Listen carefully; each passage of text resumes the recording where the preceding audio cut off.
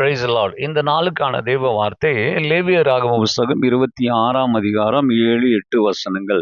உங்கள் சத்துருக்களை துரத்தி விடுவீர்கள், அவர்கள் உங்கள் முன்பாக பட்டயத்தாலே விழுவார்கள். உங்களில் 5 பேர் 100 பேரை துரத்துவார்கள், உங்களில் 100 பேர் 10,000 பேரை துரத்துவார்கள். உங்கள் சத்துருக்கள் உங்களுக்கு முன்பாக பட்டயத்தாலே விழுவார்கள். இந்த வேத பகுதியில ஒரு கருத்தை கர்த்தர் நமக்கு வெளிப்படுத்துகிறார். நமக்கு கர்த்தர் முற்றிலும் ஜெயம் தருகிறார் என்பதை கர்த்தர் காண்பிக்கிறார். துரத்துவீர்கள், பட்டயத்தாலே விழுவார்கள் என்கிற வார்த்தை முற்றிலும் நமக்கு ஜெயம் கிடைக்கக்கூடிய ஒன்று. எப்பொழுது சத்துரு ஓடுவான் என்றால், தோற்கடிக்கப்படும் போது ஓடுவான். இனி முடியாது என்கிற எண்ணம் அவனுக்குள்ள எப்போ வருகிறதோ அப்பொழுது அவன் ஓடுவான். ஆனால் நம்முடைய வாழ்க்கையில இன்றைக்கும் மாறி மாறி பிரச்சனை வந்து கொண்டே இருக்கிறது. ஏன் இந்த பிரச்சனை வந்து கொண்டே இருக்கிறது? இன்னமும் உங்களை வீழ்த்த முடியும் என்று சத்துரு நினைப்பதனாலே தான் அந்த பிரச்சனை வருகிறது. உனக்காக யுத்தம் பண்ணுகிறவர் ஒருவர் இருக்கிறார் என்று அவன் அறிந்து கொள்வான் என்றால், சத்துரு அறிவான் என்றால், நிச்சயமாவே அவன் உங்களை விட்டு ஓடி போகிறவனா இருக்கிறான். கர்த்தருக்கு ஸ்தோத்திரம் உண்டாவதாக. நமக்கு ஒரு தேவனுடைய பிள்ளைகளாகிய நமக்கு கர்த்தர் நிச்சயமாக வெற்றி தருகிறார். ஓடுகிறவன் திரும்பி வந்து விடுவான் என்று நாம் நினைக்கிறதுனாலதான் ஆண்டவர் பட்டயத்தினாலே அவனை வெட்டி இனி எழும்ப விடாதபடிக்கு முற்றுமுடிய கர்த்தர் நமக்கு ஜெயத்தை தருகிறவராய் இருக்கிறார்.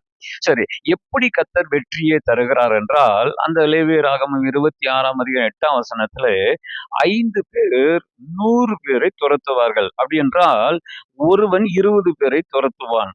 ஆனால் அடுத்த வார்த்தையை சொல்கிறது 100 பேர் 10,000 பேரை துரத்துவார்கள். அப்படி என்றால் ஒருவன் 100 பேரை துரத்துவான்.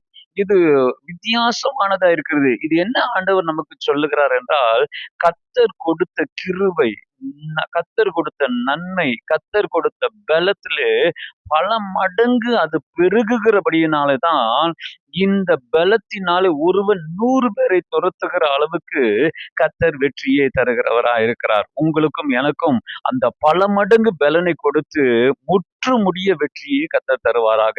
எப்படிப்பட்ட வெற்றியை தருவார்? அதே லேவியராகமம் 26ஆம் அதிகாரம் 6ஆம் வசனத்திலே 3 காரியங்களை சொல்லுகிறார். ஒன்று, தத்தளிக்க பண்ணுவார் இல்லாத அளவுக்கு, அதாவது பயம் ஏற்படுத்தும் எதுவும் இருக்காத அளவுக்கு கர்த்தர் வெற்றியை தருவார். 2வது, தீமையை ஏற்படுத்தும் எதுவும் இருக்காது, அதாவது தீங்கு நம்முடைய வாழ்க்கையிலே ஒரு நாளும் இருக்காது. 3வது, பட்டயம் இருக்காது. இந்த பட்டயம் என்றால் நமக்கு விரோதமான தண்டனை, நமக்கு வருகிற தண்டனை நமக்கு இருக்காது. ஆண்டவர் நமக்கு வெற்றியை தருவார் என்றால் அந்த வெற்றி முற்றுமுடிய ஜெயம் கொடுக்கிற ஒரு வெற்றியா இருக்கும். இந்த வெற்றியை நீங்கள் பெற்றுக்கொள்ளுங்கள், நீங்கள் சந்தோஷம் அடையுங்கள். கர்த்தர் உங்களை ஜெயத்திலே நடத்துவாராக. God bless you.